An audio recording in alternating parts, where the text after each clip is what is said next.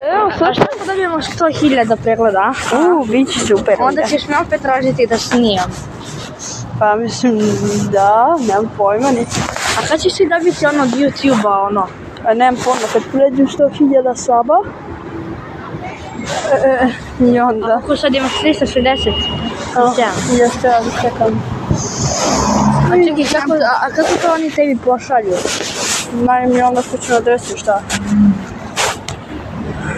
Alo, viš mi, lele, bato, specijal. Jesen, Evo ga, yes!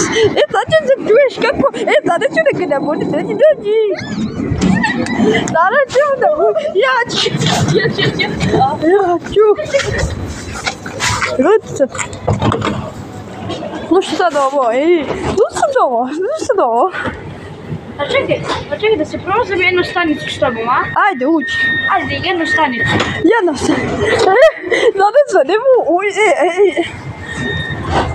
čuješ nas? Six-seven tramvaj.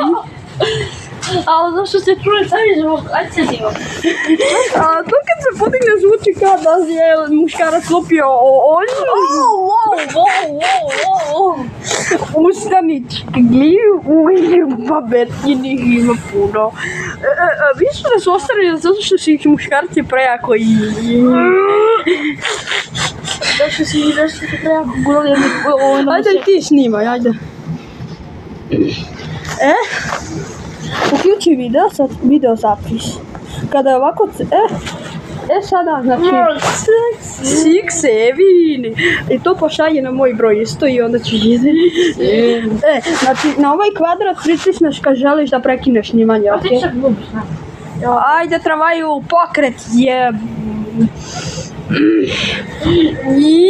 Six-seven. I kad se čuje... Vidi!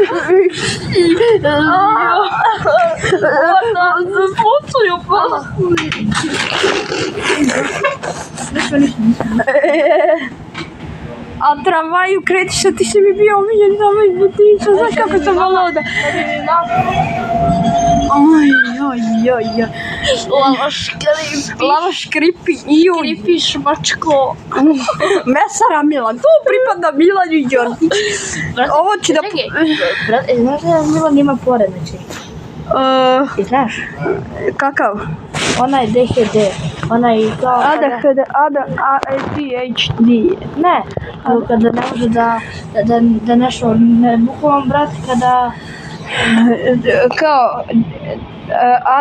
ADHD, jel de? Jel to? Jel to, Stefane? Alo? Jel to to?